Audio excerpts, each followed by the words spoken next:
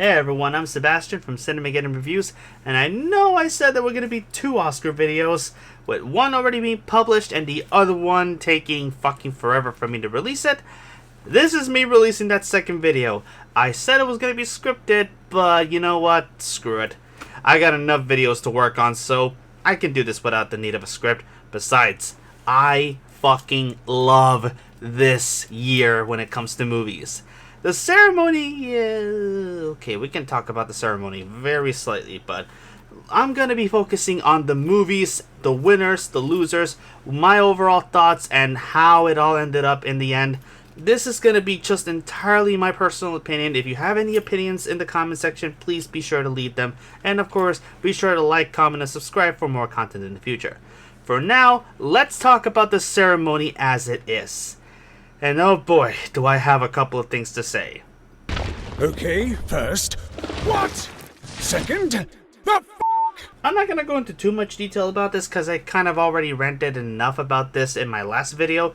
But I have a couple of things to say about the way that the presentation was handled. I like the whole, we're trying to make this a movie kind of thing that they had going for there. But, you know, the thing about movies is they're supposed to have this thing. They're supposed to have clips. They're supposed to have visuals. Am I missing something else? You forgot about one little thing. It's called the music. Oh yeah, of course. Music! What the hell? Why would you even hold the Oscars if you're not even going to use either clips of the movies or music? At the very least, the most that you can do is music. Was there some sort of licensing issue that COVID-19 caused? He's gonna send you a cease and desist. Get ready for a cease and desist. They had a very good start with the way they started things, but this felt like absolute nothing. It didn't feel like a celebration of movies. It felt like an obligation that needed to be made. It felt like there was a fucking quota that needed to be checked. Like, oh shit, let's see. COVID-19 has ruined this, this, and this. Okay, we cannot let the Oscars get ruined, so let's just manage to make something quick and easy, and we'll release it. It doesn't matter, we'll get Steven Soderbergh to do it. He hasn't done anything good since Che Part 1 and 2, and then we'll have... We're gonna go and do this without any clips or any music because we really don't have time to edit that shit in. And also, let's see if we can arrange things in a different way. We'll have the Oscars end with Best Actor instead of Best Picture, just in case that black fellow that ended up dying last year ends up winning. What's his name? Chadwick something. I don't know. I couldn't see anything going wrong with this. I mean, let's not check the envelopes or anything like that. Let's not change our ways. Why on earth would we do that? I mean, we're the Oscars. We've been doing this since 1928. Why change now? I've made a huge mistake. So, yeah.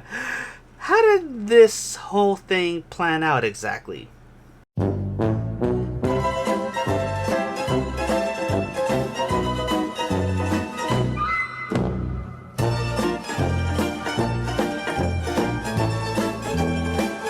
So, yeah, we have a very bland presentation, and honestly, this is not a good representative of what the Oscars can do. I've seen the Oscars at its finest. Even at its lowest, they could have done something fantastic. Even in the 2011 Oscars, when they had James Franco and Anne Hathaway in that disastrous double hosting gig that they did. Even when Rob Lowe fucking butchered Snow White, that was still memorable. Roberto Benigni fucking dancing and hopping around the seats after he won for Best Actor was something extremely memorable. Even fucking La La Land. La La Land, the movie that can suck my left nut and my right nut. I'm not even sure I'm doing this order properly. That movie won Best Picture. It won it, but guess what? No, motherfucker, Warren Beatty definitely needs cataract surgery because he looked at this and thought, ooh, Emma Stone, must be La La Land. La La Land, Best Picture. Only for it to be revealed by the people who won the Oscar, by the way, that they didn't actually win, and the winner was actually, justifiably I might add, Moonlight. God damn it. The only thing that was even more memorable about that entire shit show was the fact that fucking M. Night Shyamalan went to Twitter and fucking said, and I quote, "We got him, Jimmy." It's shit like this that you just can't make up. Even in the cringiest moments, the Academy Awards have always been memorable. I cannot tell you a single fucking thing that happened with this one. Except for one thing. Hit it, Glenn Close!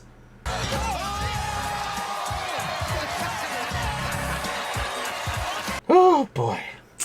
Well, now that I got all that out of my system, let's actually talk about the Oscars themselves. Now, I'm not going to be covering every single nomination or every single category because unfortunately I don't want this video to last as long as the previous one did, and quite frankly I really just want to talk about the ones that interest me the most, like production design, visuals, animation, writing, and acting, ultimately ending with Best Picture because quite frankly I really want to geek out over the ones that I said was going to win and the ones that ended up surprising me, like in the writing categories, which frankly I never saw any of those wins coming, and most of that is because the ones that ended up winning were the two movies that I did not get a chance to see yet. You had one job. Just the one? Let's get this list going with production design. For Best Production Design we had The Father, Ma Rainey's Black Bottom, News of the World, Tenet, and Mank. This is actually one that I personally think was a very easy win. Mank definitely is the one who deserved to win the Oscar for this particular category, as the production design for that movie was absolutely incredible, more so than I can say for Ma Rainey's Black Bottom, which while good, genuinely felt like it was constricted by the limitations of the movie, since this was an adaptation of the play. For Best Costume Design, we had Ma Rainey's Black Bottom, Emma, Mank, Mulan, and Pinocchio, and yes, there was another Pinocchio movie that got released this year. No, it was not done by Disney. It was actually done by Roberto Benigni. Yes, another Pinocchio movie done by Roberto Benigni, only this one was actually good. And this one, no surprise, it went to Ma Rainey's Black Bottom, because even though this movie had a lot of issues, I genuinely loved the costume design as well as the makeup and hairstyling, which ironically is going to be the next category I'm going to be talking about. For Best Makeup and Hairstyling, we have Ma Rainey's Black Bottom, Mank, Emma, Hillbilly Elegy, and Pinocchio. And my god, I just realized Hillbilly Elegy was actually nominated for this shit. Ay, Dios mío. So, yeah, Ma Rainey's Black Bottom, hands down. For whatever issues that I have with this movie in terms of how it was as a movie, it definitely earned the Oscar for both Best Makeup and Hairstyling and Best Costume Design, as I've already explained. If I had to give a sort of controversial opinion on this, I would say that maybe Mank also was warranted in winning this particular Oscar, if nothing else because everybody in this movie looks like they belong in the 1930s and 40s, but again, that's just me.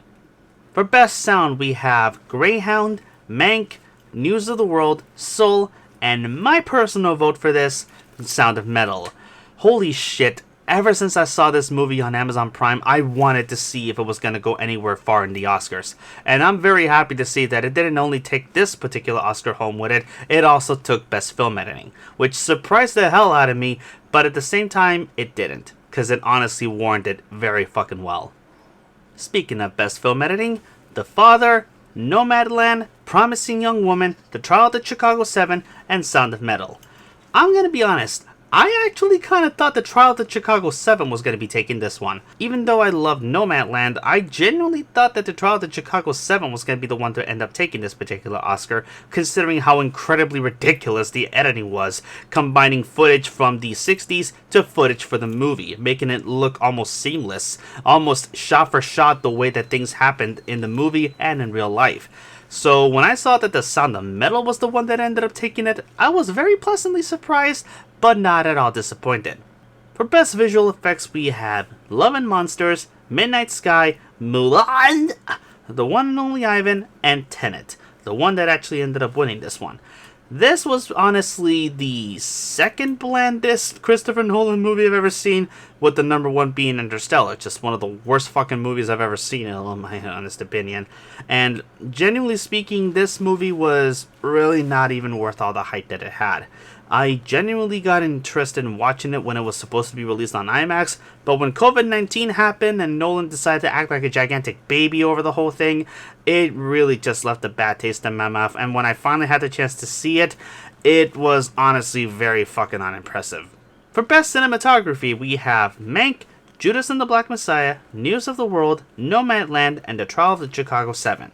This is probably the most controversial win for me, in my honest opinion, considering that Nomad Land had the superior cinematography, not just in terms of scale and scope, but also in terms of how the camera was used. Pretty much everything about Mank is beautiful to look at, but visually uninteresting by comparison to Nomad Land. I honestly don't know what they were thinking with this. This is probably the most controversial win for this particular Oscars. I would say that, except there's another win that was considered controversial, but we'll talk about that one later. For Best Original Score, we have Soul, The Five Bloods, Mank, Minari, and News of the World. I honestly wanted to see whether or not Trent Reznor and Atticus Ross were going to lose to themselves, and that's exactly what I ended up getting. I'm just happy that it was for Soul and not Mank, because while Mank had a wonderful score, Soul definitely had the better music in this case, and since the whole movie revolved around music, it's honestly not surprising. Then again, you really can't go wrong when you have Jon Batiste working on your score alongside fucking Nine Inch Nails. And yes, for everyone watching this, because I feel the need to remind you, the same guys responsible for this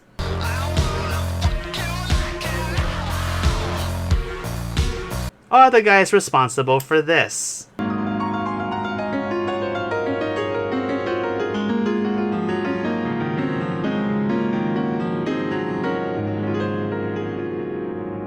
For Best International Feature, we have Another Round from Denmark, Better Days from Hong Kong, Collective from Romania, The Man Who Sold His Skin from Tunisia, and I'm not even going to try to pronounce this because I don't want to offend anybody by accident, so here's the name of the nominee and where it came from.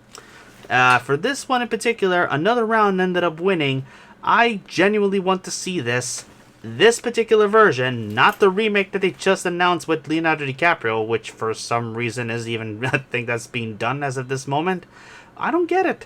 The movie just won an Oscar, and oh god, we gotta turn this shit into an American film. It's the same thing with Parasite, only that one's being turned into a miniseries apparently. Best Animated Feature! Yay! So, Onward, Over the Moon, Shaun the Sheep movie for Armageddon, Wolfwalkers. All of these are great movies. Soul ended up winning. Not surprising considering that they didn't nominate Demon Slayer the movie Mugen Train. And now that I got your attention, and if you all will just allow me a moment to kind of just rage for just a little moment here. You see this? This is your Best Animated Feature of 2017. Makoto Shinkai's Your Name. The film that broke every single box office record at the time for an anime film, not just in Japan, but in the United States as well. And you idiots snubbed this! You snubbed this fucking masterpiece and nominated The Boss Baby. I have had a bone to pick with you assholes ever since this happened. When you snubbed Your Name, that was one thing. Okay, you know what? Fine. Benefit of the doubt. Zootopia came out in 2017. It was a great movie. Fine. I'll accept that. You nominated The Boss Baby! A movie that is objectively fucking garbage! If you were to have just snubbed Your Name, that would have been fine. I don't even care. Because the movie's already grown to be one of the biggest films ever, and that's fine. All is right with the world. But the fact that you nominated The Boss Baby! The Boss Baby! Over this! So, I want you to explain the thought process. Where was the thought process there? Let's see. A movie about star-crossed lovers that are meeting in between different intervals where they're switching bodies, trying to meet up with each other, but unable to do so because they're not able to remember who they are. You are trying to tell me that this movie does not deserve to be nominated due to how complex and difficult to understand its themes are, but the movie with fucking Alec Baldwin as a baby making jokes about Glenn Ross, an R-rated movie that children who watch this are never going to get the reference to. That deserves to get nominated. That deserves the nomination. That deserves the nomination. Not this masterpiece. No. The one that had little baby Trump, except not really, as the main character. That deserves the nomination. Abso-fucking-lutely. I don't see a single fucking problem with that whatso goddamn ever. But hey, they're just Chinese movies. Ain't that right? Whoever the fuck said that about The Tale of Princess Kaguya. I just need to ask. I need to ask. And I say this respectfully. How far does your head go when it's shoved so far up your ass? I am untethered and my rage knows no bounds! Okay. Alright, I'm calm now. I'm calm. So I say all of that respectively speaking. Now, let's talk about the screenplay, shall we? For Best Original Screenplay, we have Promising Young Woman, Judas and the Black Messiah, Minari, Sound of Metal, and The Trial of the Chicago 7. This is one that I genuinely did not see coming because as far as I'm aware, if I'm not mistaken, Emerald Fennell is a first-time writer and director, so honestly, congratulations. I want to see this movie since I've been seeing a lot of good buzz around it, and the trailers that I've seen for it back when I was watching Nomad Land on Fine Arts look very fucking amazing.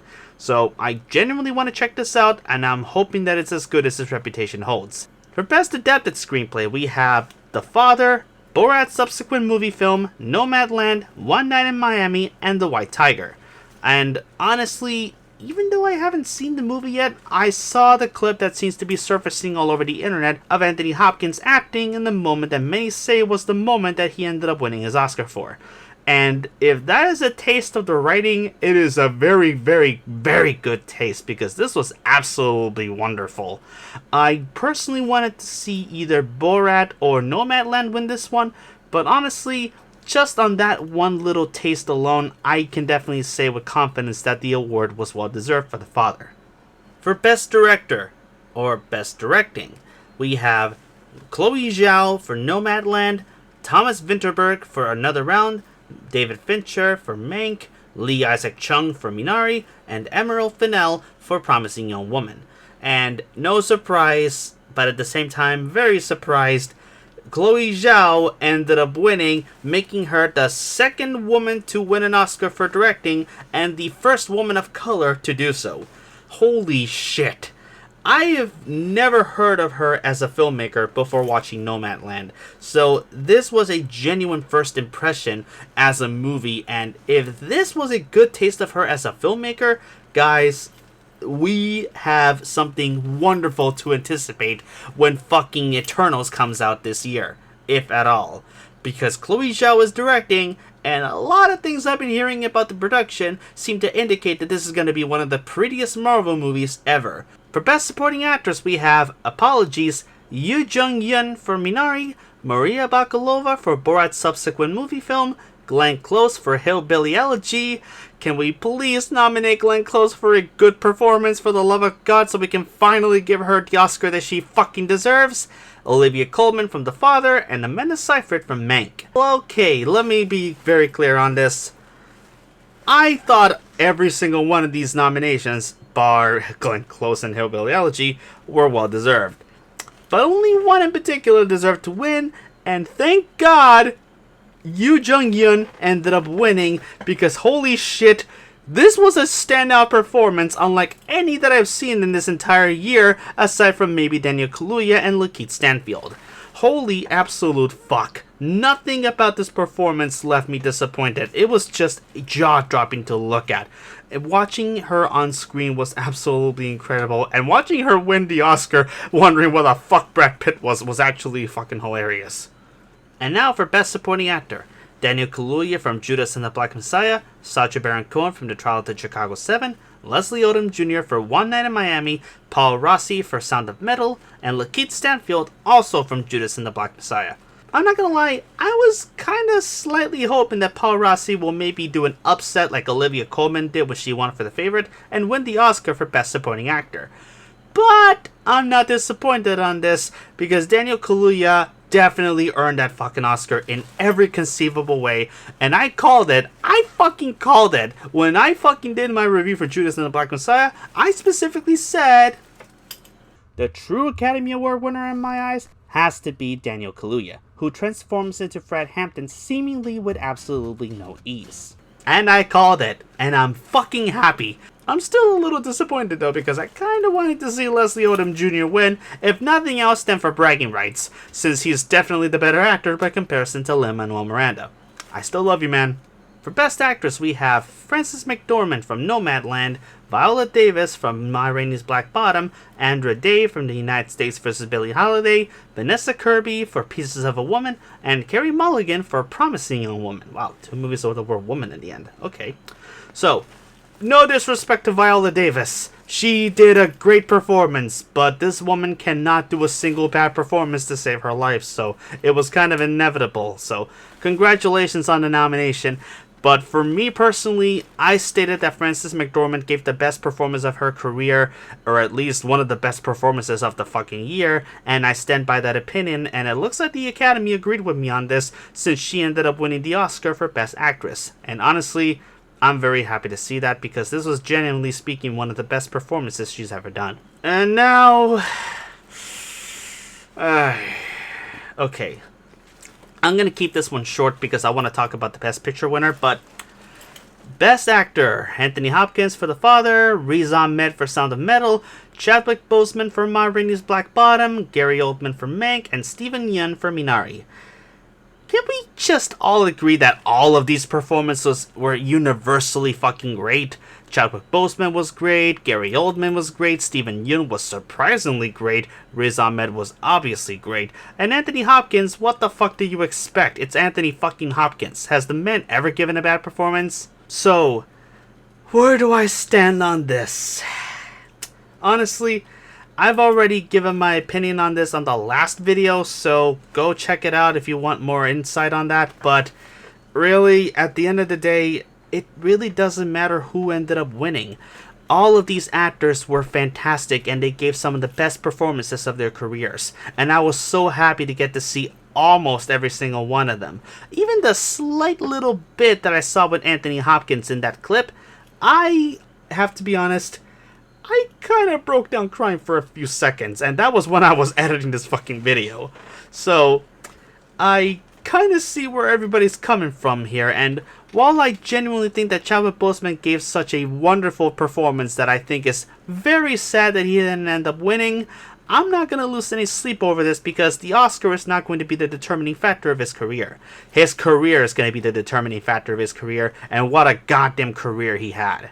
So, rest in peace, Chadwick Boseman, and may I just say, god damn it, what a wonderful performance you gave, and the same can be said about every other one of these actors. Jesus fucking Christ.